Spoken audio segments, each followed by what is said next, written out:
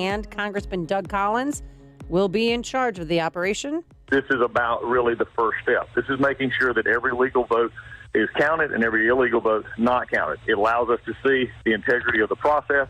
And this will be the first chance for the Trump campaign to actually get its hands on ballots and determine if they're legal or illegal. And it could be that Georgia sets the tone for what might happen in other states, including Pennsylvania, Wisconsin, Arizona, because President Trump has to flip 3 of those 4 states in order to be a victor. With more on this and more on specifically Pennsylvania, we're pleased to welcome to the show George Parry. He's former federal and state prosecutor in Pennsylvania, regular contributor to the American Spectator and blogs at, and also a column, Stealing Pennsylvania and Voter Fraud Harvesting Granny. Good morning, George. Welcome to the program.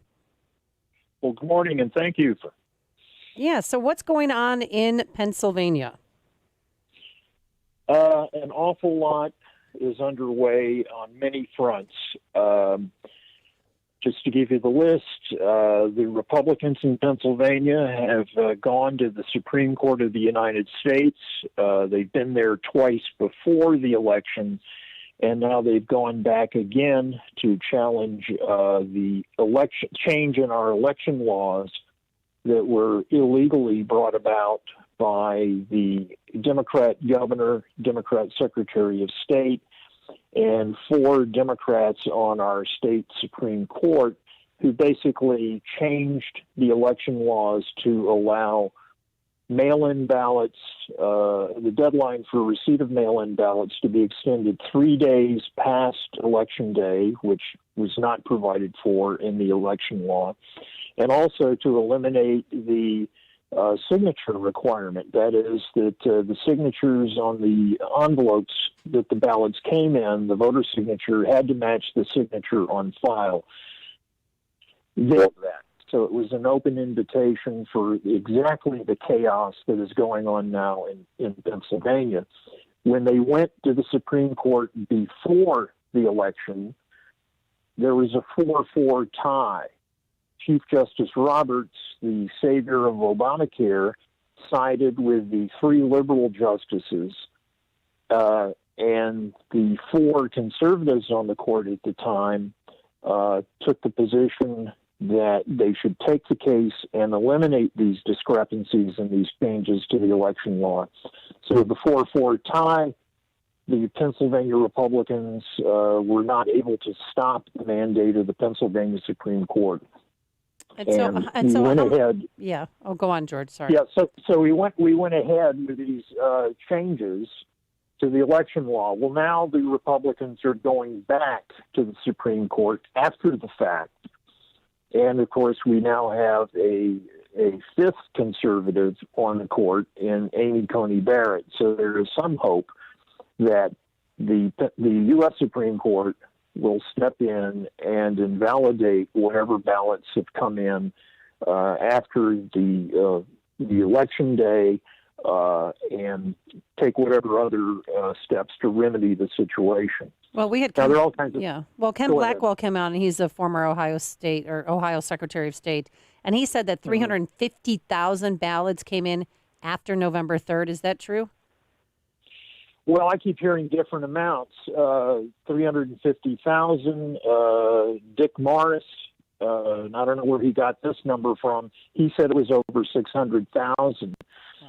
Now, Circuit Justice Alito, who covers Pennsylvania, had entered an order requiring Pennsylvania to segregate the ballots that came in after Election Day.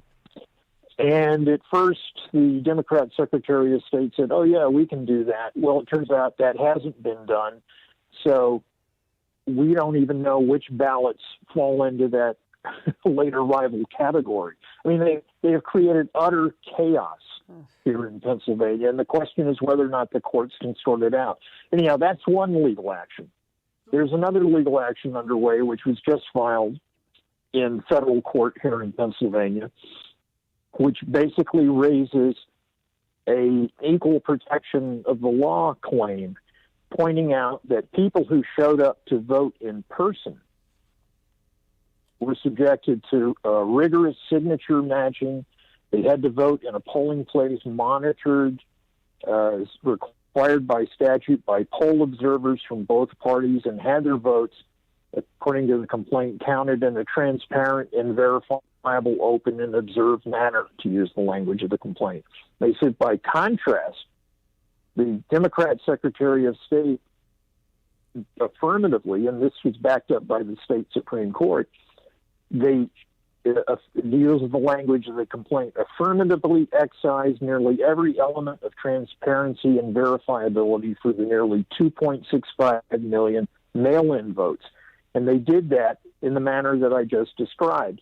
They eliminated matching signatures. That is, the signature on the mail-in ballot envelope of the voter did not have a signature on file for the voter. And they also, in the course of processing these ballots at the mail-in centers in places like Philadelphia and Allegheny County, that is, Allegheny County is where Pittsburgh is, these are strong Democrat strongholds, they eliminated, they kept all Republican canvassers out of the process.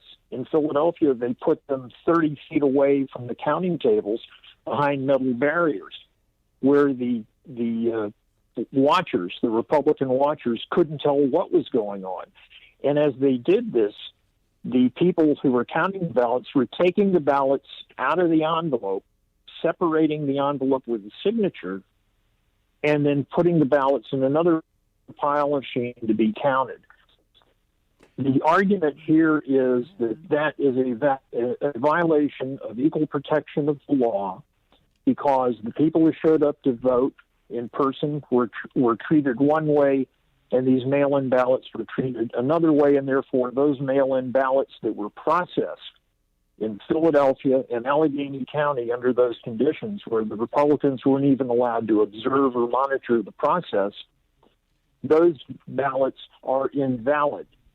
They aren't alleging fraud. They are invalid because they were not processed according to the established election law, and therefore they have to be taken. Whether or not they can succeed on that remains to be seen. And then there is a third action underway, and then I'll catch my breath and let you guys ask some questions.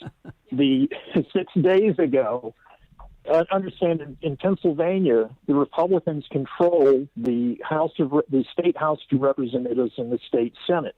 Okay. So 6 days ago, the Speaker of the Pennsylvania House wrote to the governor pointing out all of the illegal actions that were taken by the Democrats and the state government in changing the election law of the Republican watchers from the mail-in ballot process, and the whole complete abortion that the Democrats have created here in Pennsylvania in the processing of the mail-in ballots, and says, we think it would be a real good idea if we had an audit of the whole process before the election is certified. Now, whether or not the audit remains to be seen, but the kicker in all of this comes down with the mounting evidence of fraud and improper conduct and all of these other matters that I've been discussing. The Pennsylvania legislature, and this applies to legislatures in each of the states, if they conclude that the election was fraudulent or conducted in an illegal manner, and there's no time to do an audit or a recount, the legislature select and elect its own slate of electors to be sent to the Electoral College. Oh. Think about that one. Wow. Because I believe, you correct me if I'm wrong, but I believe the Republicans also control the state legislatures in Wisconsin. Yeah, they do. Yep. Okay, and I don't know about Michigan. No, Michigan. Michigan, it's Republican too. Look, okay. Let me make an observation. I've always had problems with the Electoral College. Anyway, I mean, the whole idea that a vote is going to go one way and the electors are going to be given free rein to vote another way, I think would be just a catastrophe and a violation of democracy like you've never seen. So I have a problem with that. I mean, they should do away with the Electoral College altogether. The point that I want to make, though, is it seems, and correct me if I'm wrong, it seems that you're on two things. It seems that you're on the strongest ground when you make the argument that there are tens of thousands of votes that came in after the election, after the close of the voting, so to speak, and that the Supreme Court would be hard pressed not to support at least not to consider the circumstances that those votes were submitted, and that it would be worth tallying what the voter results were. So, because right now the track record has not been good about going to the courts and getting the courts to support at least some of the initial cases or issues that have been brought before the court. So I would think that would be something. And the second point, and this is more of a question, would Pennsylvania going through an exercise, because this whole idea that, oh my God, we got to recount the votes again. Oh, it's going to take so much time. Well, we recount the votes on Election Day. I mean, it took us 37 days to resolve the Gore-Bush election. The whole idea that states like Pennsylvania or Wisconsin should not go through a massive recount it's just, given the concerns that have been raised, one would think that you would want to do that so that you could at least dispel some of the theories that are out there that somehow this was part of like a concerted effort to deny a Trump reelection. So would a Pennsylvania recount, like they're doing in Georgia, would that be something? Would that be something that you would embrace and that you would consider an appropriate response to a lot of the criticisms and accusations that have been made?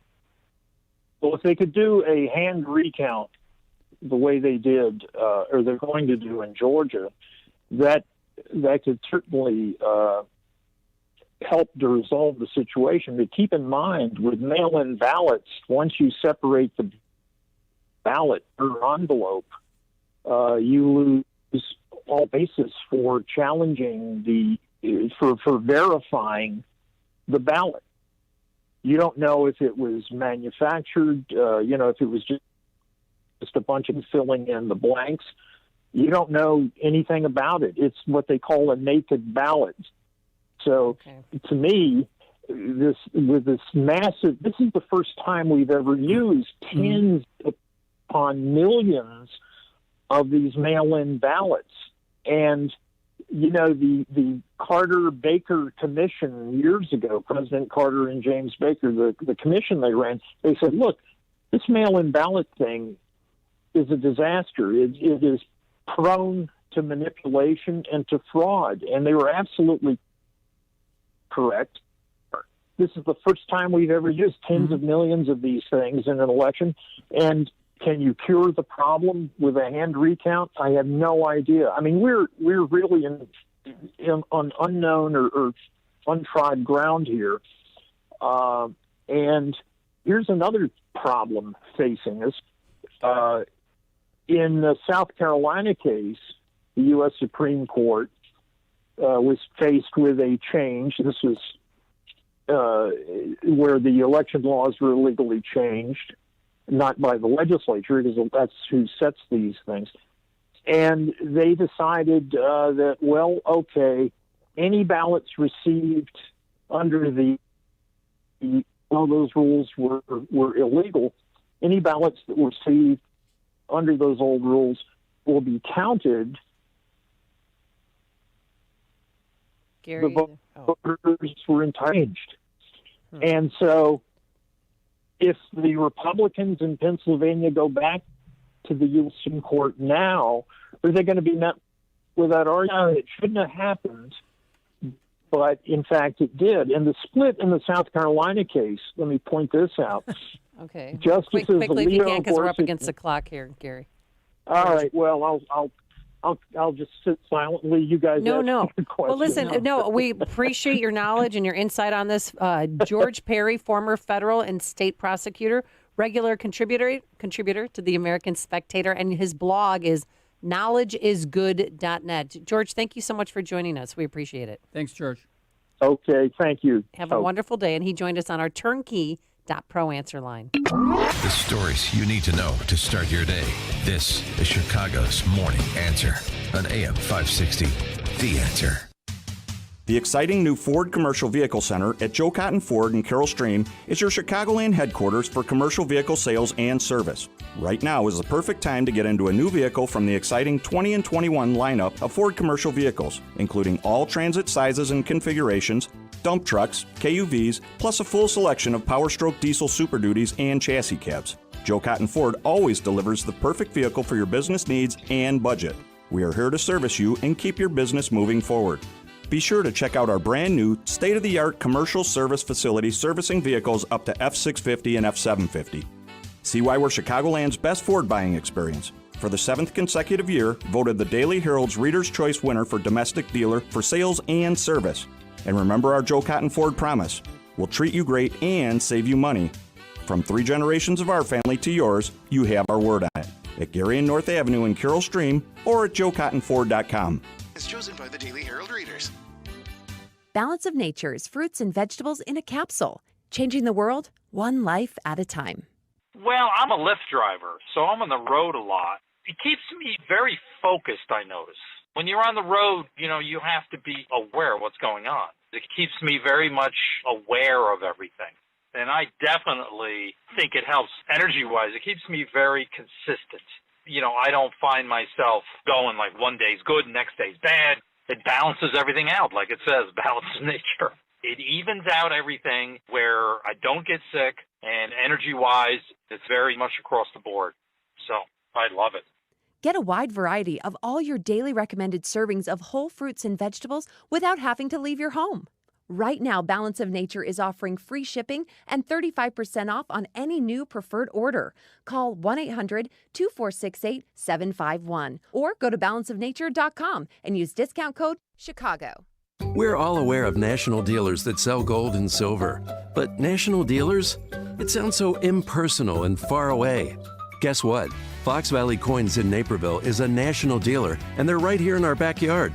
With Fox Valley Coins close by, you won't have to relinquish your personal information and money through the mail and hope that you receive what you ordered in the next days, weeks, or months. Most of the time at Fox Valley Coins, you just walk in the store, pick out what you want, pay for it, and walk out the door. It can be that easy.